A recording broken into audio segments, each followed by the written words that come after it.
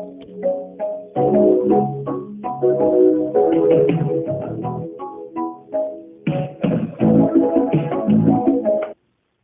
is Daniel. How may I help you?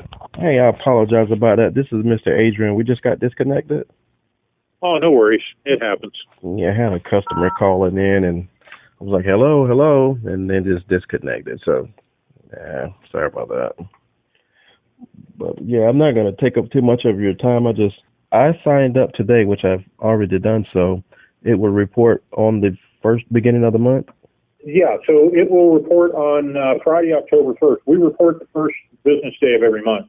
And what we do is next Monday, we will send out an email to everybody who is an active subscriber showing the information that we're going to report on Friday so that you can verify everything is correct. You can make any corrections on your record, prior to close of business Thursday, so we are properly and accurately reporting all your information. And we do that every month. So you will see every single month what we're reporting. And then when you log into the member homepage, you'll see a button on there that says View Credit Bureau Report History. Yeah. That will actually reflect what has been reported to the Bureau historically by us on your account. Okay. So you'll be able to see every month, not only from the emails that we send you, but the history that's listed there. Okay, that's a plus. Yeah, that is definitely a plus there. Okay. And would this be the first month that you guys are starting the business, like as reporting, or you? I'm just hearing about it. We've been around a couple of months, just getting up and going, really, but we're reporting on a few hundred companies, so we're not. Oh, dang! Things are ramping up. Things are ramping up very rapidly. So. Yeah. Okay. Well, you'll definitely get an email from us about what's being reported, so you'll see it ahead of time. Okay, I appreciate you. And who do you report under? You report under your other Bizcentral credit? Bizcreditcentral? Reports under Salt River Networks. That's my main corporate entity. It's my holding company for everything that I do. Oh, It's well established. It's got 6 years of history behind it. We've got a DMB number. You can check with the Colorado Secretary of State's office that we're in good standing. So yeah, we are absolutely above board. And you say the company name is Salt River Networks. Salt River Networks. It's the parent company. Okay. Bizcreditcentral is just a service that okay. that we operate. And you say you do have I'm sorry if I'm asking you too many questions and things like that. You never asking too many questions. I don't mind answering. And you do say like you have it is active with the state of Secretary, Salt River Networks for this one? Yep, absolutely. Okay. Yeah, it was formed in May of 2016. Okay. And what state would that be? Colorado. Yep. Okay. And you can check that online at Colorado Secretary of State's office. Okay, Colorado. I bet that's what you're doing right now, huh?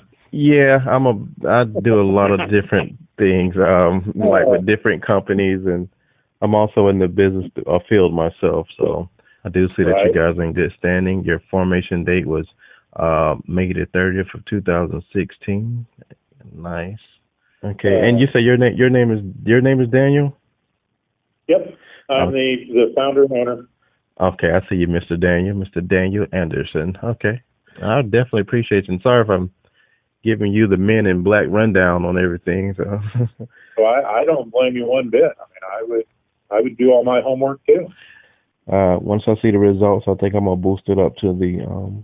I think you got the one for $39 with a couple of hours you can call in to get information about building credit and things like that. You can always, now here's one of the things that we do with that credit line. You can, even if you don't have support hours included in your plan, you can buy support hours. And we just invoice it against your credit line that we have with you. So, I mean, if that's what you want to do, then that's fine. Oh, wow. So, okay, so the credit line is there for if you want to. I got it now. So the credit line is there if you want to get hours and stuff, and you guys are invoicing. Yeah. So if you have 2 hours and this month you got a lot of stuff going on and you need 6 or 8 hours, then we'll invoice you for the difference. Do that report as another different trade line, like say you got the main basic. It reports as activity within the month. So, I mean, that's actually a good thing. The worst thing you see on the trade line is zero activity. Yeah. So part of what we do is your activity will always show your subscription payment. So there's always some data going into their calculation. Okay. Dun & Bradstreet fortunately, they have something of a transparent model. Okay. If you want to take the time to figure it out, but it's right there if you know how to use it, and I try to maximize it to everybody's advantage. So okay. So, and you guys, you report on every first. So if I have an invoice, let's say I bought hours in the middle of the month, long as I pay that invoice before the first of the month, it will report with the transactions of showing that I have active account as well as the amount was spent. Correct. And on the invoice, even if you have an invoice balance due at the time of reporting, it's still going to show as activity. Okay. As long as you're not overdue on the invoice. Okay. And is it a such thing as paying, like, say I bought it at the end of the month, I needed to speak to someone like around the 28th of the month, and then here comes the first, that money that I spent on the 28th for the invoice. Can I pay it early and it still will report? Sure. Well, see, here's the advantage. Again, what we do is, since you're prepaying your service every month, then we are going to be showing that you are paying early anyway. Oh, okay. Okay, yeah, you did say that. Okay. So you're still getting the advantage of pays promptly, which is what you want to see. Okay. On your DMB. So as long as you don't have anything aged outside of your terms, then that's all you really care about. Yeah. But again, it's a 12-month moving average across all of your trade lines. So if you have a bunch of other trade lines that are not the same way, then the benefit of that early payment with us is going to be a little bit diminished because it's going to lower the average. Does that make sense? It does, because most of my vendors, by the word of mouth, I've usually pay them like 10 days before the due date, because I've always heard that's the best way of getting a good score, instead of paying it like right away as soon as you get the invoice. Like, let's say I order something today, my invoice pops up 2 days from now, and I pay it right away. I've heard that some vendors will report it as cash, like as a cash acceptance instead of the net 30 term. So. Well, if you prepay it before an invoice is generated, then yes, it's treated as a cash transaction because there's no invoice activity that takes place. So you always wait until an invoice is actually generated, and then if you pay it right away. Now, the problem that you have is it depends on whether or not the creditor is honest enough in their reporting to show that you are paying early. Yeah. Or if they're just reporting that you're within terms. Because if they're not reporting that you're paying early, you're not going to get the benefit of that. Nice. And if you understand, I assume you understand how paydex scores are calculated, right? To a certain extent, not 100%, no. Okay, so a baseline paydex score is 80, and an 80 paydex score simply means that you are paying your bill within terms, within the terms of the credit limit. Okay. Yes, sir. Net 30, net 60, net 90, whatever the case may be. Now, how do you move that number one way or the other? The way that Dun & Bradstreet does it is they take the average of the number of days early or late that you pay your invoices, and they divide that number by 2, and then they either add it or subtract it from that baseline of 80. So if, for example, on average across all of your invoices, let's say you average paying 10 days early on everything, they would take that 10 days divided by 2 and add it to the 80 baseline. So you'd have an 85 paydex for paying 10 days early. Okay. Yeah. If you pay 10 days late, same thing. They'll take the 10 days divided by 2 and subtract it from baseline 80. So now you've got a 75 paydex. The only way that you can really get anywhere close to a 100 paydex score is if all of your accounts are net 90 or at least net 60, and you're paying within, on a net 90 if you paid within 45 days, on a net 60 if you paid within 20 days of the receipt of the invoice, on average across everything, then you could get up to 20 points added to your paydex to get to 100. Oh, wow. That's the only way to do it. So if all of your accounts are net 30 and you paid them on the very day that you get the invoice, the best you could possibly do would be a 95 paydex. If you're paying 30 days early on average divided by 2, which is 15, add that to an 80, puts it at 95. So you need accounts that are out there at net 60, net 90, so that you got a little more working room, to pay them early enough to get the maximum benefit of that calculation. Yes, a lot of people don't know that. They don't understand exactly how that model works. And again, keep in mind that paydex, the only thing paydex is calculated, it is only showing how quickly you pay your bills. It's not a credit rating. Okay, it is simply an indicator on a 12-month moving average of how well you pay your bills. Yes, sir. They have other scores. There are 9 different scores within the Dun & Bradstreet model on your business. 9. Yeah, I mean, you have the overall Dun & Bradstreet score, which you can only get once there's a fair number of trade lines reporting over a period of time. Then you can get their master rating. Like mine is a 2R3, which a 2R is the best I can get because I'm a small business, and then the 3 indicates moderate risk, which is related only to my size. Hopefully I can get it down to a 2, maybe. I don't think I can ever get it down to a 1. I mean, it would take some real trickery to get it down to a 1. But I'm at the point where most business credit lines I apply for, I can obtain because I've got a 2R3, I've got an 80 paydex, and then my other scores like my delinquency predictor score, my supplier risk evaluation scores are all either moderate or low risk. Okay. So it's really understanding what all those scores are, and that's something I'm going to be covering in my next few newsletters. I mean, I covered explaining how the paydex is calculated in this last one, but in the following months, I'm going to start talking about the other scores that Dun & Bradstreet actually has on you. Okay. And what goes into those scores, so that people can really understand the model. Because some vendors look at paydex. I mean, that's their first indicator, but it's never their only indicator. They're looking at some of the other scores. Okay. How risky are you? What's the likelihood that your business is going to fail? What's the likelihood you're going to go delinquent on your bills? They have all these other scores that Dun & Bradstreet uses this data in the background to calculate. I did not know all that. You gave me a mouthful.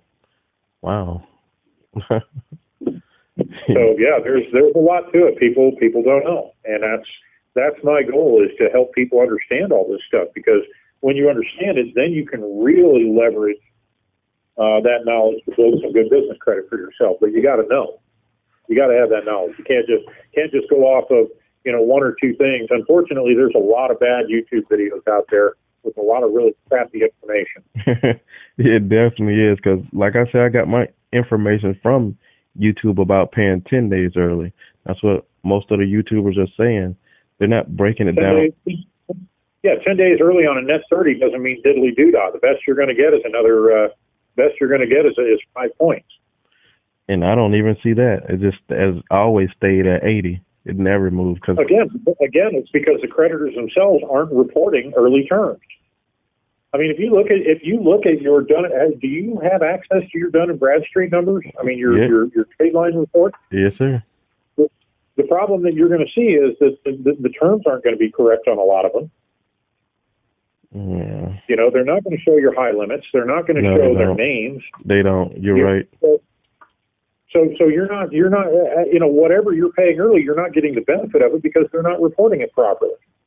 That sucks. You're right too, because I look at them, they don't even show the high, like the trade limit or anything. Most of them just say. And see that?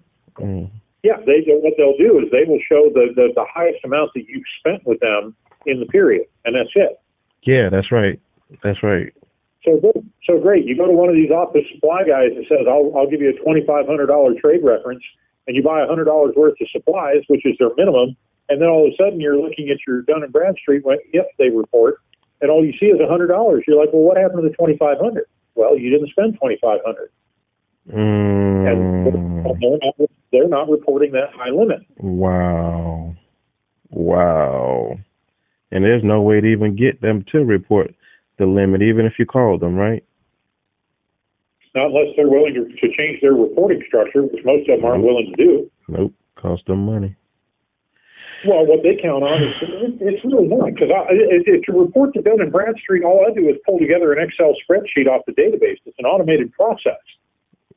I get to the end of the month and I just have it generate a report out of the database into an Excel spreadsheet, and I email it to Dun & Bradstreet. That's it. Wow.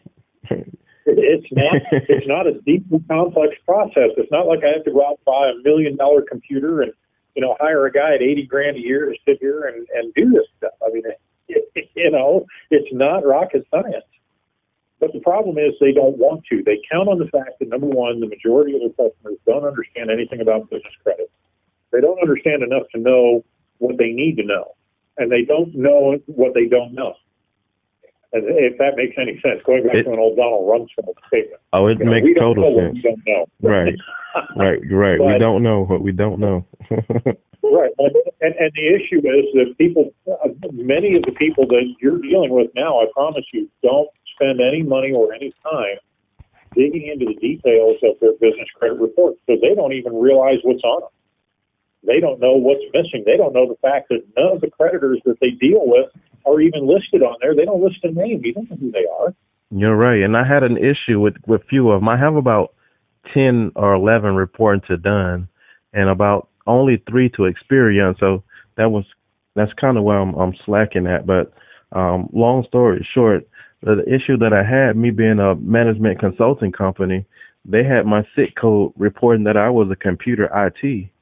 So that threw my Dun & Bradstreet in a high risk position, and I never knew what it was. I never could find out. I'm like, why it says high risk and stuff, and I ended up contacting Experian and asking them, and they can't even tell you much information. But I just so happened to get lucky and got a new rep, and he said, well, it looks like your business is a high risk. I just looked it up. It says that you're a computer repair. I said, no, I'm not a computer repair. I'm consulting.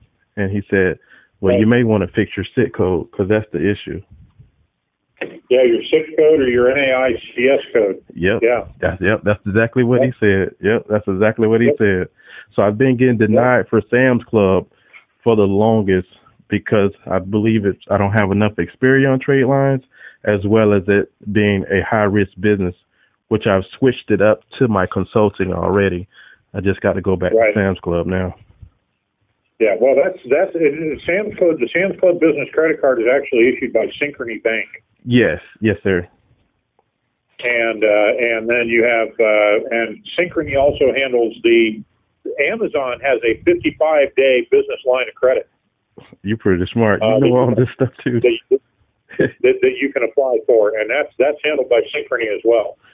So if you can get one, then you should be able to get the other.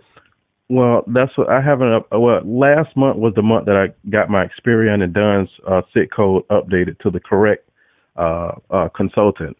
I haven't tried back yet because I was a little bit afraid, but I haven't tried back to try either one. So I don't know, but I would suggest you try the Amazon business line of credit first, because it's a net 55. Kind of a weird. I mean, I don't know why they did a net 55. Why not go net 56? Call it what it is. Net 60. Yeah. But they do a net 55. like, okay, whatever. But, Okay. The advantage is that who doesn't shop through Amazon? Right. Right. So you're gonna leverage that one. Now the other thing is the Sam's Club business credit card is actually a revolving account, not the MasterCard, just the regular Sam's business credit. Okay. It's actually a revolving line, and you pay 3% or 4% of the minimum balance every month. Okay. Okay. Yeah, I obtained that not too long ago and got an $8,000 starting line. Oh, dang. I got a $5,000 line with Amazon. The other one that's interesting that seems to do a lot of approvals is a company called Floor Decor and More. They're actually a national flooring company. Okay. They are Community Bank. Yes, I just got that one. You're right. I just got that one like 2 weeks ago. Yeah. You're right. And they give a high starting limit. Yeah, they gave me 9,500. Yeah, that's their standard. That's their standard base limit. Yeah, you're right too. You're right. Dang, you know a lot. Okay. Yeah. So this is the kind of stuff that I do, though. This is why, this is why I got into this. I really want to help people. I really want them to benefit from real knowledge. I don't gain anything by telling you the truth.